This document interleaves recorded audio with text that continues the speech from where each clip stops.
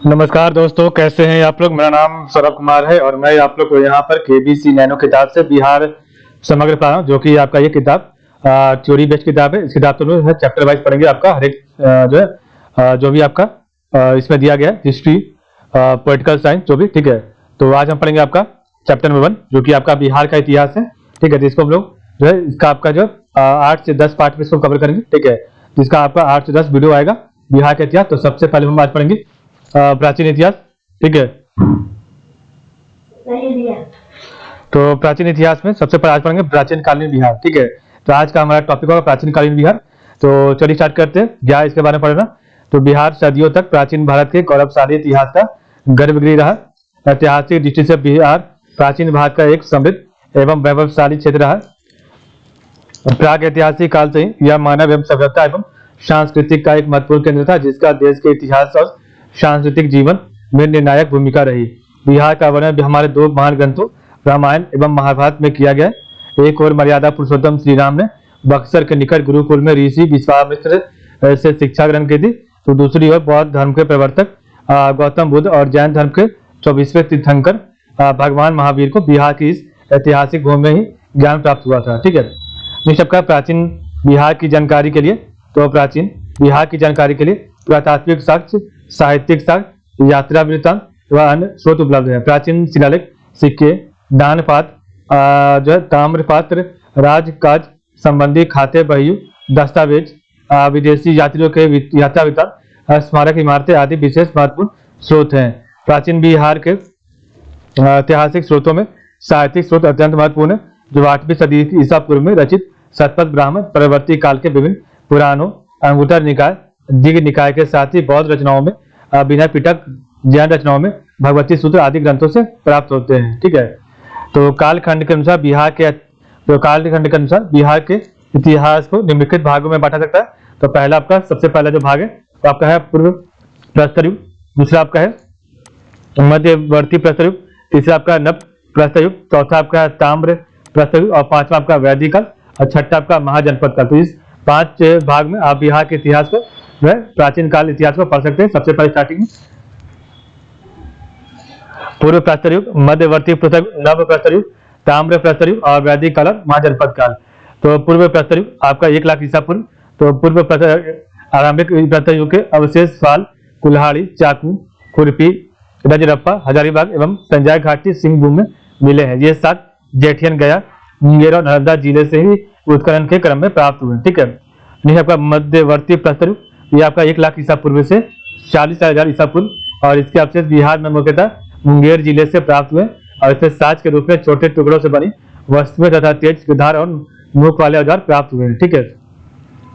Next आपका नव प्रस्तर युग, जो कि आपका 250 ईसा पूर्व से लेके 1500 ईसा पूर्व तक चला और इसमें आपका क्या इस काल के ऐतिहासिक साज के रूप में पत्थर के बने सूक्ष्म औजार प्राप्त हुए, हड्डियों के बने सामान भी प्राप्त हुए और इस काल के अवशेष उत्तर बिहार में चिरांद, सारण जिला और चेचर, वैशाली से प्राप्त हुए हैं, ठीक है।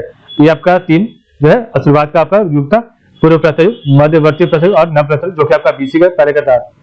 नेक्स्ट आपका है ताम्र प्रस्तर युग। आपका ताम्र प्रस्तर युग चालुक्य एज आपका, ठीक है।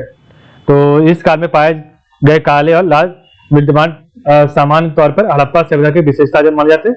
और बिहार में इस युग के अवशेष चिरांद, सारण, चेचर, वैशाली, सोनपुर, गया, मनेर, टारडी, बोधगया, बोरा कटोरा, राजगीर, समस्तीपुर, सासाराम, भागलपुर आदि से पाए गए हैं, ठीक है। चिरांद तथा बक्सर से पूर्व उत्तरी काले। तो चिरांद तथा बक्सर से पूर्व उत्तरी काले चमकीले मृतमान के प्रमाण मिले। इस युग में बिहार सांस्कृतिक रूप से विकसित हुआ तथा मानव ने गुफाओं से बाहर आकर कृषि कार्य की शुरुआत की तथा पशुओं को पालतू बनाया। नेक्स्ट आपका वैदिक काल और बिहार। तो भारत में आर्यों ने सर्वप्रथम सप्त सिंधु प्रदेश में बसना प्रारंभ किया और इस क्षेत्र में बहने वाली 7 नदियों का उल्लेख हमें ऋग्वेद में मिलता है। ये सप्त सिंधु है सिंधु, सरस्वती, सतलज, व्यास, रावी, झेलम और चेनाब। तो भारत में आर्यों ने सर्वप्रथम सप्त सिंधु प्रदेश में बसना प्रारंभ किया।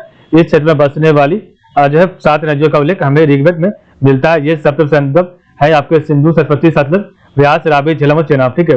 पुराणों के अनुसार मगध का राजवंश बृहदत्त वंश से प्रारंभ होता है। तो पुराणों के अनुसार मगध राजवंश बृहदत्त वंश से प्रारंभ होता है। ऋग्वेद में मगध क्षेत्र को कीकट एवं इस क्षेत्र में निवास करने वाले लोगों को व्रात्य कहा गया है। तो ऋग्वेद में मगध क्षेत्र को कीकट एवं इस क्षेत्र में निवास करने वाले लोगों को व्रात्य कहा जाता है, जो संभवतः वे प्राकृतिक भाषा बोलते थे। बिहार में वैदिक संस्कृति का प्रसार मुख्यतः उत्तर वैदिक काल में ही हुआ। इसी काल में बिहार में आर्यीकरण का प्रारंभ हुआ। वराह पुराण, तो वराह पुराण में कीकट को एक अपवित्र प्रदेश कहा गया। तो वराह पुराण में कीकट को एक अपवित्र प्रदेश कहा गया, जबकि वायु पुराण, पद्म पुराण में गया, राजगीर, पुनपुन आदि को पवित्र स्थानों का श्रेणी कहा गया। ठीक है, तो आपका वायु पुराण में, पद्म पुराण में गया, राजगीर, पुनपुन आदि को पवित्र स्थानों की श्रेणी में रखा गया है। वायु पुराण में गया क्षेत्र को असुरों का राज कहा जाता है। तो वायु पुराण में गया क्षेत्र को असुरों का राज कहा गया। बिहार के संदर्भ में प्रथम जानकारी शतपथ ब्राह्मण में मिलती है। आर्यों के विदेश क्षेत्र, तो आर्यों के विदेश क्षेत्र में बसने की चर्चा शतपथ ब्राह्मण में की गई है, और इसमें विदेह माधव द्वारा अपने पुरोहित गौतम राहुगण के साथ अग्नि वैश्वानार का पीछा करते सदा नीरा नदी आधुनिक गंडक तक पहुंचने का वर्णन है। यजुर्वेद में सबसे पहले विजय राज्य का उल्लेख मिलता है। यजुर्वेद में सबसे पहले विजय राज्य का उल्लेख मिलता है। वाल्मीकि रामायण में मलद और करुणा शब्द का उल्लेख बक्सर के लिए किया गया, या जहाँ ताड़का राक्षसी का वध हुआ था। तो वाल्मीकि रामायण में मलद और करुणा शब्द का उल्लेख बक्सर के लिए किया गया, जहाँ ताड़का राक्षसी का वध हुआ था। ठीक है, यहाँ आपका वेद उपनिषद के, तो वेद या उपनिषद से लिए गए आदर्श वाक्य है। तो वेद उपनिषद से लिए गए आदर्श वाक्य, तो पूर्वस्वा ज्ञातिमन आपका ऋग्वेद से, सत्यमेव जयते मुंडकोपनिषद से, वसुदेव कुटुंबकम महापनिषद से, अतिथि देवो भव तैत्तिरीय उपनिषद, मातृदेवो भव तैत्तिरीय उपनिषद, सर्वे भवन्तु सुखिनः बृहदारण्यक उपनिषद, और तमसो मा ज्योतिर्गमय बृहदारण्यक उपनिषद। तो आपका जो ऋग्वेद से क्या लिखा गया, ऋग्वेद से आपका जो ओम भूर्भुवः, जो कि आपका ज्ञातिमन में आपका बोला जाता है, उसको लिया गया। मुंडकोपनिषद से आपका सत्यमेव जयते, महोपनिषद से वसुदेव कुटुंबकम, तैत्तिरीय उपनिषद से अतिथि देवो भव, तैत्तिरीय उपनिषद से ही आपका मातृदेवो भव, बृहदारण्यक उपनिषद से आपका जो सर्वे भवन्तु सुखिनः और तमसो मा ज्योतिर्गमय, ये आपका दोनों लिया गया। ठीक है, नेक्स्ट आपका नीचे पढ़ते, तो बिहार और वैदिक संहिता साहित्य। तो बिहार और वैदिक संहिता साहित्य क्या है, तो विश्व के सबसे प्राचीन माने जाने वाली कृति वेद संहिता है। ऋग्वेद, अथर्ववेद, यजुर्वेद तथा सामवेद बिहार का उल्लेख मिलता है। तो विश्व के सबसे प्राचीन माने जाने वाली कृति वेद संहिता है, और ऋग्वेद, अथर्ववेद, यजुर्वेद तथा सामवेद बिहार का उल्लेख मिलता है। वेदों की संहिता से, तो वेदों की संहिता से रचित ब्राह्मण ग्रंथ ऐतरेय, शतपथ, तैत्तिरीय आदि में है, जिसमें बिंबिसार के पूर्व की घटनाओं का ज्ञान प्राप्त होता है। ठीक है, तो आपका वेदों की संहिता से रचित ब्राह्मण ग्रंथ ऐतरेय, शतपथ और तैत्तिरीय आदि, जिसमें बिंबिसार के पूर्व की घटनाओं का ज्ञान प्राप्त होता है। ठीक है, पुराण, तो पुराणों के रचयिता लोमहर्ष ऋषि अथवा उसके पुत्र उग्रश्रवा माने जाते हैं। 18 में से अधिकांश पुराणों की रचना 3री से 4वीं शताब्दी गुप्त काल में हुई। तो पुराणों के रचयिता लोमहर्ष अथवा उसके पुत्र उग्रश्रवा माने जाते हैं। 18 में से अधिकांश पुराणों की रचना 3री 4वीं शताब्दी गुप्त काल में हुई है। ठीक है, 18 पुराणों में मत्स्य, वायु तथा ब्राह्मण पुराण बिहार के ऐतिहासिक स्रोत के लिए महत्वपूर्ण है, और इन पुराणों से शुंग वंशीय शासक पुष्यमित्र का वर्णन मिलता है, जिसने 36 वर्षों तक शासन किया, और इन पुराणों से उत्तर युगीन मौर्यकालीन शासकों के शासन का भी जानकारी प्राप्त होती है। ठीक है, तो 18 पुराणों में मत्स्य, वायु तथा ब्राह्मण पुराण बिहार के ऐतिहासिक स्रोत के लिए महत्वपूर्ण है, और इन पुराणों से शुंग वंशीय शासक पुष्यमित्र का वर्णन मिलता है, जिसने 36 वर्षों तक शासन किया, और इन पुराणों से उत्तर युगीन मौर्यकालीन शासकों के शासन की भी जानकारी मिलती है। महाभारत, तो महाभारत क्या है, तो महाभारत मौर्य युगीन साम्राज्य की समाप्ति के बाद शुंग वंश का प्रतापी राजा पुष्यमित्र हुआ, जिसके पुरोहित पतंजलि थे, और पतंजलि ने उनकी वीरता, कार्यकुशलता तथा यमनों पर आक्रमण की चर्चा अपनी महाभारत में की है। तो महाभारत क्या, तो मौर्य युगीन साम्राज्य की समाप्ति के बाद शुंग वंश का प्रतापी राजा पुष्यमित्र हुआ, जिसके पुरोहित पतंजलि थे। पतंजलि ने उनकी वीरता, कार्यकुशलता तथा यमनों पर आक्रमण की चर्चा अपनी महाभारत में की है।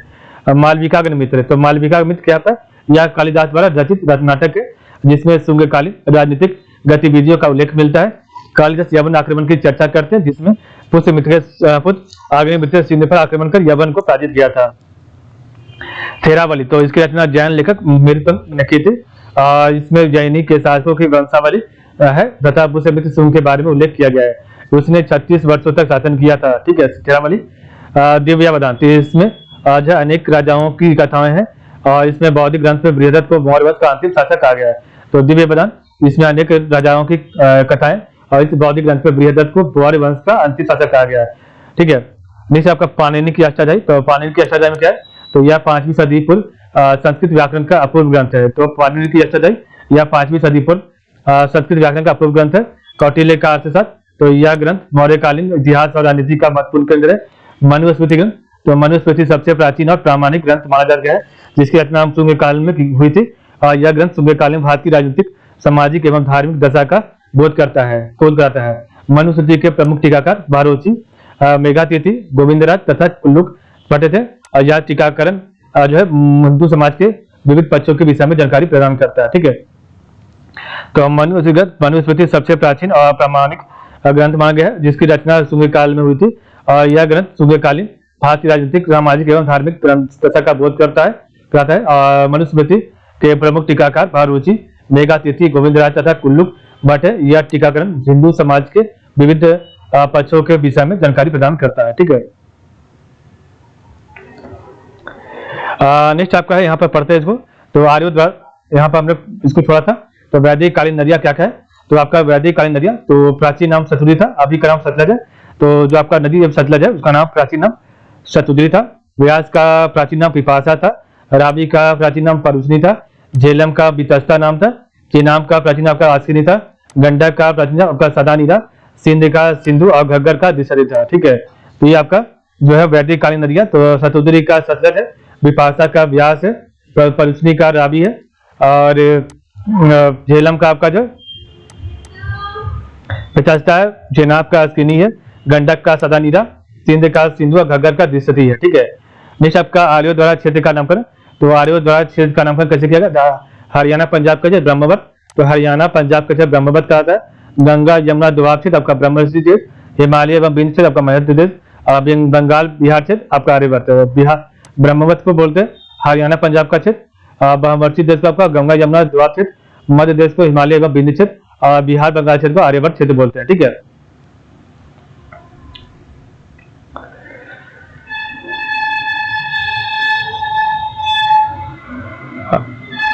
नेक्स्ट आपका है महाजनपद काल। तो महाजनपद काल पढ़ते हैं।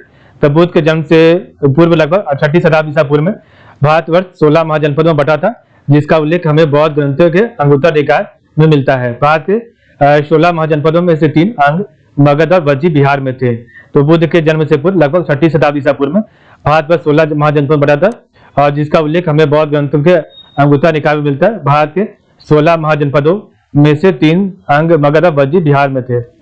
बुद्ध काल में गंगा घाटी में लगभग 10 गणराज्य थे। तो बुद्ध काल में गंगा घाटी में लगभग 10 गणराज्य थे।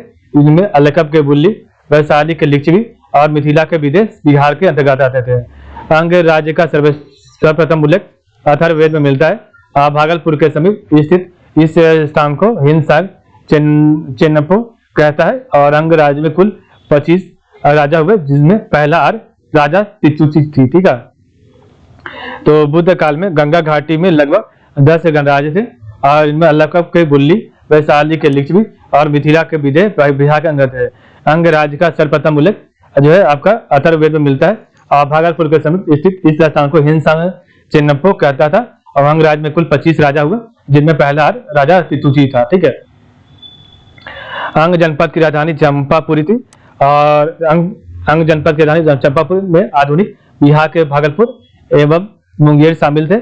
महाभारत में चर्चित कुंती पुत्र कर्ण यहाँ के अंतिम आर्य राजा थे। तो महाभारत में चर्चित कुंती पुत्र कर्ण यहाँ के अंतिम राजा थे। महाभारत युद्ध के बाद अंग एवं मगध राज के बीच लगातार संघर्ष होता रहा, और इस दौरान इस राज्य के अंतिम 3 राजा क्रमशः दधिवाहन, द्रव्यवर्मन तथा ब्रह्मदत्त थे। दधिवाहन की पुत्री चंद्रा जैन धर्म महावीर से प्रेरित होकर जैन धर्म को स्वीकार करने वाली प्रथम महिला थी दधिवाहन। और दधिवाहन की पुत्री चंदना। मगध के राजा बिंबिसार ने अंग राज्य के अंतिम राजा ब्रह्मदत्त के समय इसी राज्य को मगध समाज में मिलाया था। तो मगध के राजा बिंबिसार ने अंग राज्य के अंतिम राजा ब्रह्मदत्त के समय इस राज्य को मगध समाज में मिला लिया था। वज्जी संघ। तो बुद्ध कालीन 10 प्रमुख गणराज्यों में वज्जी संघ एक प्रतिष्ठित गणराज्य था। वर्तमान तिरहुत प्रमंडल में वैशाली और मुजफ्फरपुर फैली गंगा नदी के उत्तर में स्थित लिच्छवियों का गणराज्य था, जो 8 कुलों का एक संघ था। जिसमें विजय, ज्ञातिक, लिच्छवी, कार्तिक एवं वज्जी महत्वपूर्ण थे। तो बुद्ध काल में 10 प्रमुख गणराज्यों में वज्जी संघ एक प्रतिष्ठित गणराज था। वर्तमान तुर्क प्रमंडल में वैशाली और मुजफ्फरपुर तक फैली गंगा नदी के उत्तर में स्थित लिच्छवी का गणराज जहाँ जो 8 कुलों का एक संघ था, जिससे विजय, ज्ञातिक, लिच्छवी, कार्तिक और वज्जी प्रमुखपूर्ण थे। वज्जी संघ की राजधानी वैशाली थी। वज्जी संघ का लिच्छवी गणराज इतिहास में ज्ञात प्रथम गणतंत्र राज्य था। वज्जी संघ का सबसे प्रबल सदस्य जो लिच्छवी राज्य के थे, जिसके शासक क्षत्रिय थे। ठीक है, तो वज्जी संघ का लिच्छवी गणराज इतिहास में ज्ञात प्रथम गणराज्य राज्य था और वज्जी संघ का सबसे प्रबल लिच्छवी राज्य के थे, जिसके शासक क्षत्रिय थे। कौटिल्य ने लिच्छवी राज्य का उल्लेख राज्य शब्दों पीछे तो कौटिल्य ने लिच्छवी राज्य का उल्लेख राज्य शब्दों परजीवी संघ के रूप में किया। इसमें सात्विक या ज्ञात्रिक एक अन्य सदस्य था, जिसका प्रमुख सिद्धार्थ था। ज्ञात्रिकों के प्रमुख संस्थान कुंडग्राम वैशाली में सिद्धार्थ के पुत्र महावीर का जन्म 540 पूर्व में हुआ है। महावीर की माता त्रिशला लिच्छवी राज के प्रमुख चेटक की बनती। तो महावीर की माता जो है त्रिशला लिच्छवी राज्य के प्रमुख चेटक की बनती। वज्जी संघ का संविधान एवं प्रशासन संघात्मक कुलीन तंत्र की था। राजाओं की सभा संस्था कहलाती थी। तो राजाओं की सभा संस्था कहलाती थी। संस्था में सभी राजाओं के अधिकतर समान थे, लेकिन बुजुर्गों को अधिक सम्मान प्राप्त था। वज्जी संघ के अंतर्गत वैशाली की नगर वधु के पद पर प्रसिद्ध नर्तकी आम्रपाली की नियुक्ति की गई और जिसका संबंध मगध नरेश बिंबिसार के साथ था। वैशाली के लिच्छवी गणराज, तो वैशाली का आपका लिच्छवी गणराज है। तो बिहार में स्थित प्राचीन गणराज्यों में बुद्धकालीन समय में लिच्छवी गणराज सबसे बड़ा तथा सबसे शक्तिशाली राज्य था। दुनिया का पहला गणराज वैशाली में लिच्छवी के द्वारा स्थापित किया गया था और इस गणराज की स्थापना सूर्यवंशी राजा इक्ष्वाकु के पुत्र विशाल ने की थी। तो इस गणराज की स्थापना सूर्यवंशी राजा इक्ष्वाकु के पुत्र विशाल ने की थी, जो कालांतर में वैशाली के नाम से विख्यात हुआ। लिच्छवियों ने महात्मा बुद्ध के निर्माण हेतु महावन में प्रसिद्ध कटाग्रशाला के निर्माण करवाया था। और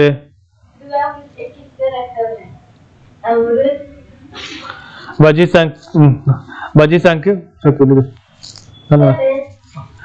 संघ के प्रधान राजा चेटक की पुत्री चेलना का विवाह मगध नरेश बिंबिसार से हुआ था। तो वज्जी संघ के प्रधान राजा चेटक की पुत्री चेलना का विवाह मगध नरेश बिंबिसार से हुआ था। ईसा पूर्व 7वीं शताब्दी में वैशाली के लिच्छवी राजतंत्र से गणतंत्र में परिवर्तित हो गया। वैशाली राजवंश का प्रथम शासक नमेंद्र था, जबकि अंतिम राजा सूति या प्रामति था। इस राजवंश में कुल 24 राजा हुए। ईसा पूर्व 7वीं शताब्दी में वैशाली के लिच्छवी राजतंत्र से गणतंत्र में परिवर्तित हो गया और वैशाली राजवंश का प्रथम शासक नमेंद्र था, और जबकि अंतिम राजा सूति या प्रामति था। इस राजवंश में कुल 24 राजा हुए। आम्रपाली, तो यह वैशाली लिच्छवी की राज नितंगना एवं परम रूपवर्ती काम कला प्रवीण कनिका थी। उस युग में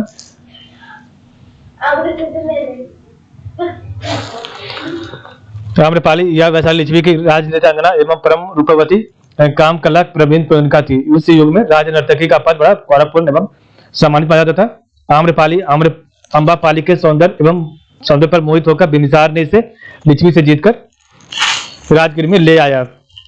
इसके बाद आम्रपाली को महात्मा बुद्ध ने अपने संघ में भिक्षुनी के रूप में प्रवेश दिया और उसे आर्या आम्बा जो है कहकर संबोधित किया। आम्रपाली बौद्ध संघ में प्रवेश करने वाली दूसरी महिला थी। इससे पहले बौद्ध संघ में प्रवेश करने वाली प्रथम महिला बुद्ध की सौतेली माता मौसी प्रजापति गौतमी थी। जीवक,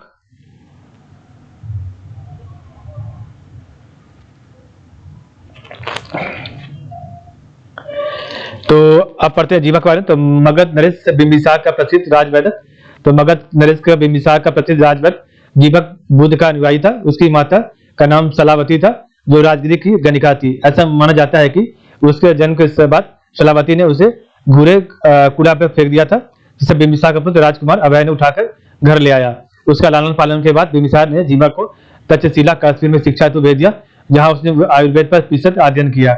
बाद में यही जीवक एक प्रख्यात चिकित्सक एवं राजवैद्य बनवा और राजगिरी के निकट अम्बावन आम्रोधान में अपना चिकित्सालय खोला, जहां माता बुद्ध से उसकी मुलाकात हुई और उनकी अनुयायी बन गई। चिकित्सीय प्रवीणता के कारण ही बिंबिसार ने जीवक को अवंती के रोगग्रस्त राजा प्रदोत की चिकित्सा के लिए भेजा था। ठीक है, तो इस प्रकार हमने पढ़ा आपका आज का वीडियो। एक मिनट, हम ऊपर में एक चीज आपका जो छूट गया उसको पढ़ते हैं। आपका जो बॉक्स छूट गया, ठीक है, तो आपका जो बुद्ध कालीन गणराज, तो आपका बुद्ध के समय जो भी आप गणराज उस समय पढ़ते हैं, तो कपिल वस्तु के जो आपका जो है शाह के गणराज के समय था, सुमार पर्वत भाग्य गणराज के अंदर आता था, केशवपुत्र आपका कलाम गणराज के अंदर, रामगढ़ कोरिया गणराज, कुशीनारा आपका मल्ल गणराज, और पाबा आपका जो मल्ल गणराज, पिपलीवन मौर्य गणराज के, और अलकप के बुल्ली, ठीक है, वैशाली लिच्छवी, और जो है मिथिला आपका विदय, मिथिला का आपका विदय था। तो ये आपका गणराज था। तो कपिल वस्तु का शाक, सुमार पर्वत भाग, केशवपुत्र कलाम, रामग्राम कोरिया, कुशीनारा मल, पावा मल, पिपलीवन मौर्य, अलकप बुल्ली, वैशाली लिच्छवी, और आपका मिथिला का विदय था। ठीक है, तो ये आपका आज का वीडियो था। तो आज के लिए बस इतना ही। आप लोग का बहुत बहुत धन्यवाद। कल इसका पार्ट नंबर बी पढ़ेंगे, जो कि आपका महाजनपद से होगा। ठीक है, सॉरी, महाजनपद प्राचीन बिहार में धर्म सुधार आंदोलन। तो कल हम इसका पार्ट नंबर बी पढ़ेंगे। ठीक है, तो आप लोग का बहुत बहुत धन्यवाद। दूसरा वीडियो कल होगा। ठीक है।